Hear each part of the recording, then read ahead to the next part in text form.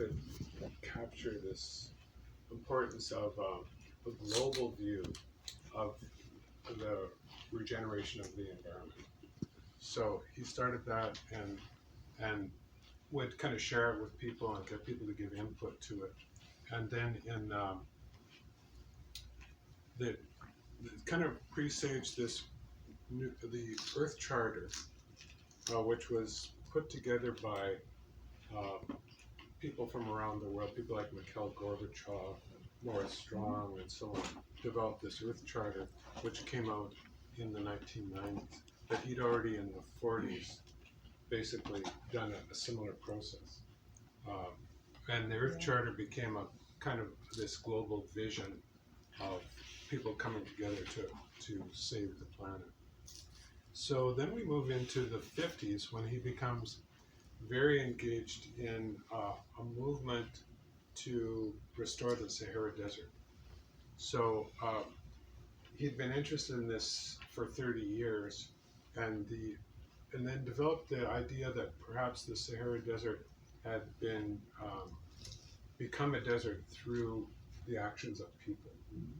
Through, for example, the Romans developed farming there and exploited the landscape and so on. It caused all this erosion and started the desertification process. And he believed that it had once been forested. There was a lake underneath the Sahara Desert. And so he decided to take this expedition through the Sahara in 1952 and prove his theories. And so he had this idea of a one world purpose, uniting the world in this campaign to save the Sahara Desert, to regenerate the Sahara. And he pointed out that it was the size of some continents, like the map of Australia put over top of it. So, and then he was kind of a master of social marketing. And so before he left England on this expedition, this is in Trafalgar Square, and he got people to come out and it was peach season, bring your peach pits. As I go through the desert, I'll plant peaches everywhere and so on, which is kind of, they don't really grow in the desert, but it was a really good way to get people involved. And starting this green front against the desert. And this is his Humber vehicle that he drove through.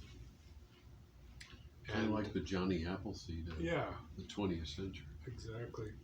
And then he sort of proved he was right, he thought, by doing this, finding these fossilized trees in the middle of the Sahara Desert, and many examples of tree stumps and so on in different places showing that there had been forestry there.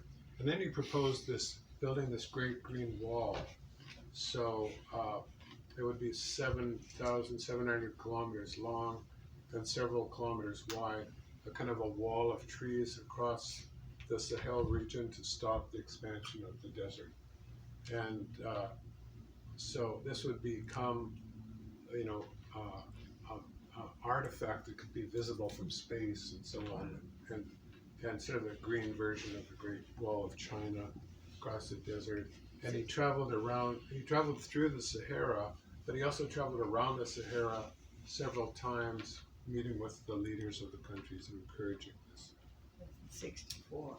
And he talked about converting all the standing armies in the world into armies of conservation.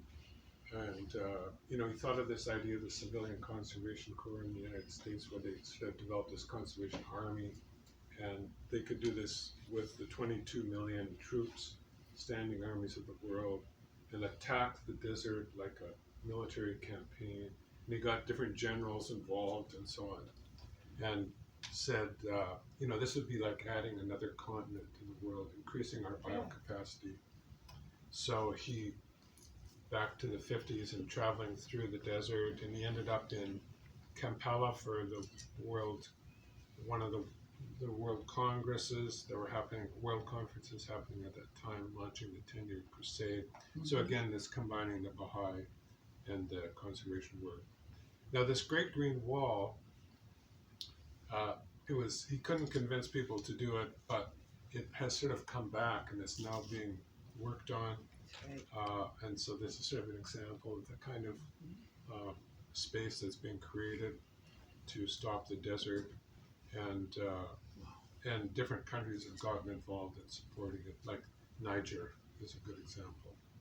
And so this is just some of the statistics from the Great Green Wall. And in the Sunday Times of London in 2014, they recognized that he had been the original person to come up with this idea.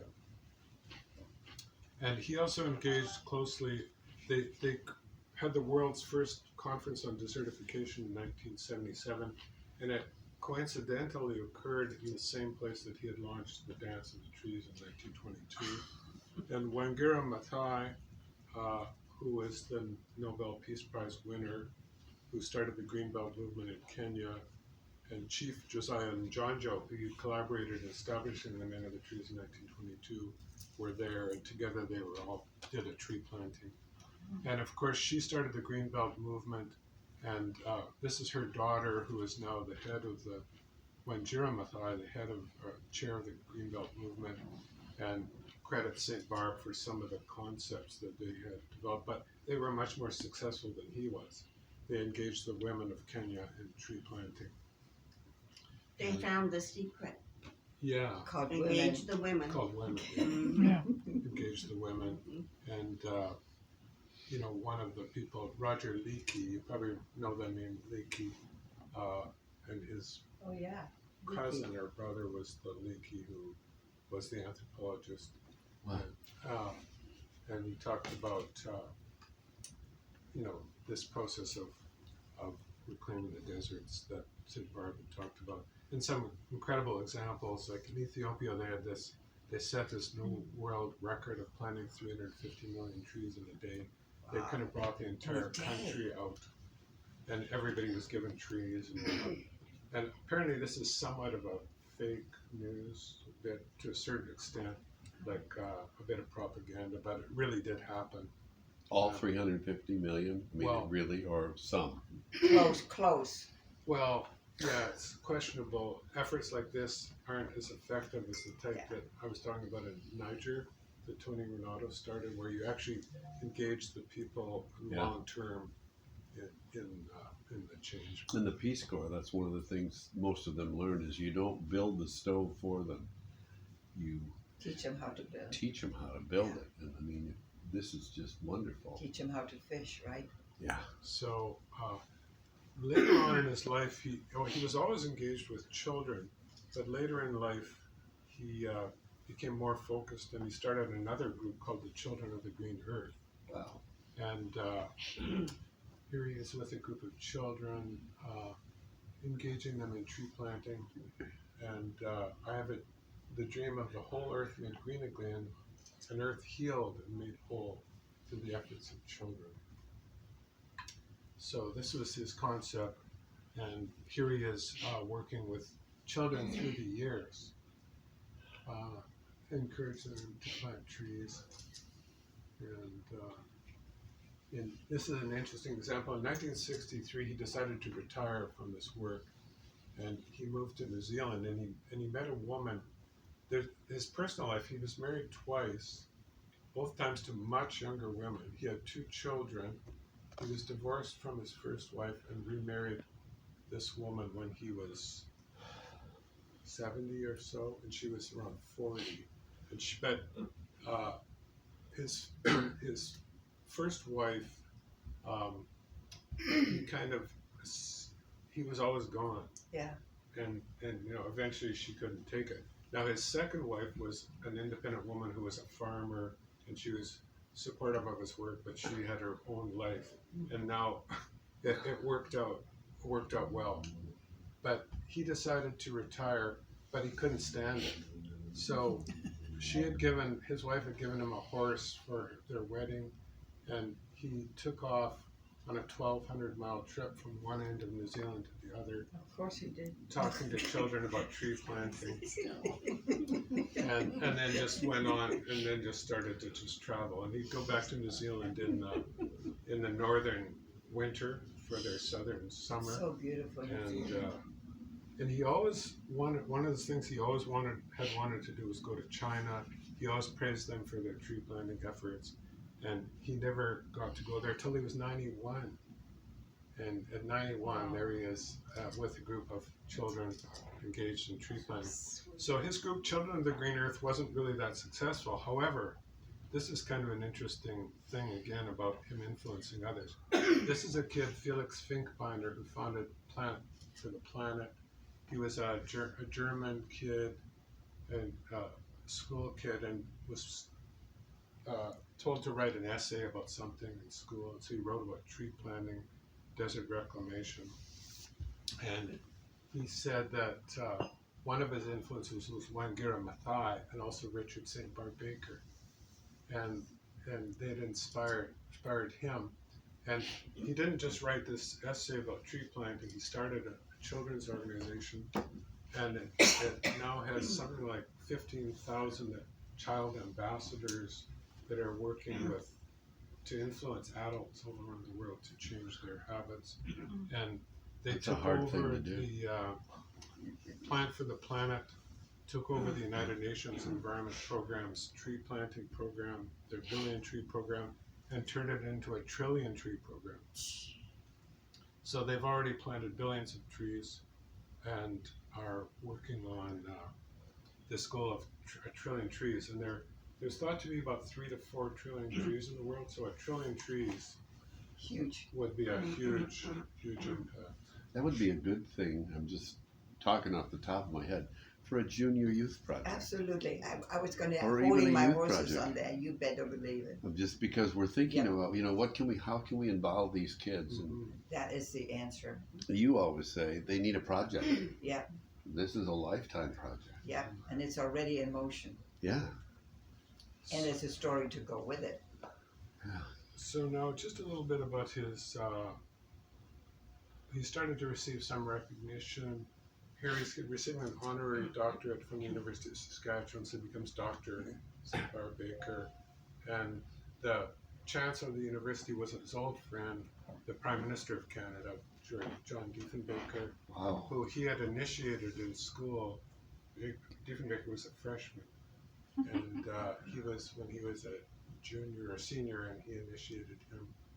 They were both some of the first students at the university, and were lifelong friends.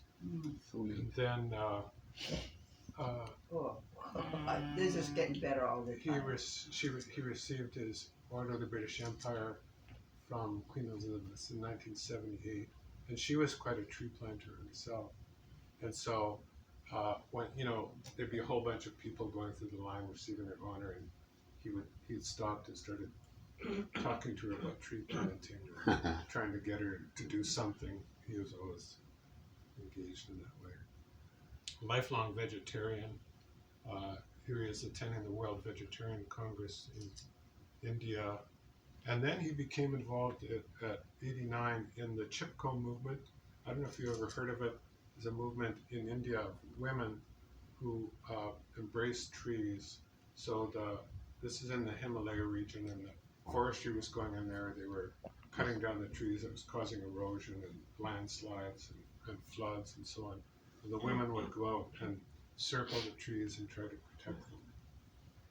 And so he's 89. He goes up to the Himalayas and joins them in this movement to protect the trees. Wow.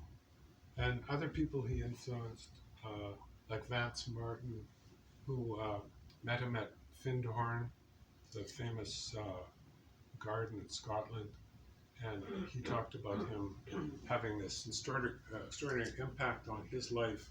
And then he goes on to form the World Commission on Protected Areas, the Wild Foundation, which is a group that's trying to engage in the world in conserving 50% of all space as conservation areas. Wow. And so this guy again was motivated by Richard St. Barbe. And so we're just ending shortly here. And so we're going to the end of his life. He'd been in Seattle.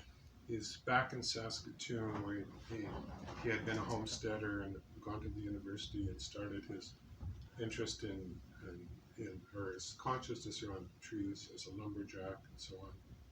And here he is getting ready to plant his last tree. Wow. And it's at the Diefenbaker Center, which is, Diefenbaker was the prime minister, and his kind of legacy center was there on the university campus, right by the river. And St. Barbe comes out and plants his last tree. Do you know how old he was? 92. He was 92.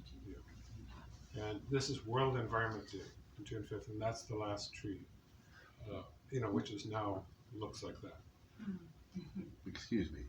Is this all in your book? I'm just curious. It's all in the book, and plenty more. Yeah, and so this is his gravesite. And I told this story last night, which is kind of interesting. He had told his assistant, Hugh Locke, very specific things about how he wanted to be buried if he died in well, anywhere, but also if he was in Saskatoon. And he wanted to be buried under 2 tall coniferous trees. And he wanted to be able to see the university campus and the river. And so... that's cool. So, and then he did die in Saskatoon. And so the local spiritual assembly, the Baha'is, were in charge of looking after the funeral. And so they went to find a gravesite. They went to Woodlawn Cemetery, which is the cemetery that's sort of in the middle of the city, very beautifully treed and so on. But there were no graves available in the treed area. It was just, the new areas were available. So the Baha'is went to the superintendent of the graveyard and explained, this is this man and he's an important person and he wanted this. And so Don Rogers, is one of the Baha'is, was walking around while he was waiting for this appointment with this superintendent to decide what to do. He walked around and he found this place with these 2 tall coniferous trees where you could see the university campus and the river. And he said, this would be the perfect place.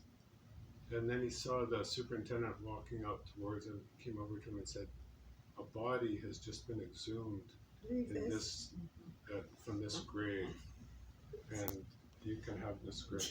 That's unbelievable. And so he got this final resting place. So another person, Scott Poynton, on his 15th birthday, he hears a radio broadcast of St. Barbe Baker. It changes his life, and he decides to become a forester, and he starts the Forest Trust, which transforms the supply chains of 13 different industries to start using sustainable wood products in forests. And another great supporter of St. Barbe was King Charles III, who was the patron of the Men of the Trees. And he talked about the significance of St. Barbe's message and how it's just as relevant today as it was 90 years ago or 100 years ago. And of course, the king is quite a tree planter. And he talks about, these different practices that St. Barbe had endorsed and promoted, and how he foresaw the crisis that we're facing today a long time ago. And if we had only kind of done what he had suggested at the time, we would have avoided a lot of mistakes. And he talks here about the motto of the Men of the Trees, or the International Tree Foundation, Wahamwe, which means pull together as one. And that's what we have to do to resolve this crisis. Amen. And also Jane Goodall, who wrote the foreword to my book, and she talked about him as being one of her great conservation heroes. And interesting, they came from the same place. They both had this interesting relationship with trees, and they both kind of had this tree that they considered their, he called his tree his mother confessor. And he would go on this tree and tell him, when he was a little boy, tell this tree his troubles. And she had her tree, which was a father. She called her tree her father. And they grew up in the same area, but never met. And anyway, They're meeting now. they're meeting now. So I just thought this quote from Abdul Baha is quite relevant and beautiful. the Lord of all mankind hath fashioned this human realm to be a garden of Eden, an earthly paradise. If, as it must, it findeth the way to harmony and peace, to love and mutual trust, it will become a true abode of bliss, a place of manifold blessings and unending delights. Therein shall be released the excellence of humankind. Therein shall the rays of the sun of truth shine forth on every hand. Beautiful. And we'll just close, we'll give you a very short clip of St. Barbe Baker. Oops, lost me here.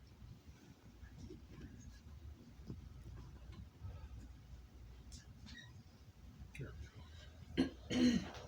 People sometimes ask me, if you had to start your life all over again, what would you do? I think the answer is the same, exactly the same. I would start as a child in my father's nurseries, helping him to raise tens of thousands of forest trees. And today, there's even a greater need in the world. It's a question of planting trees for survival.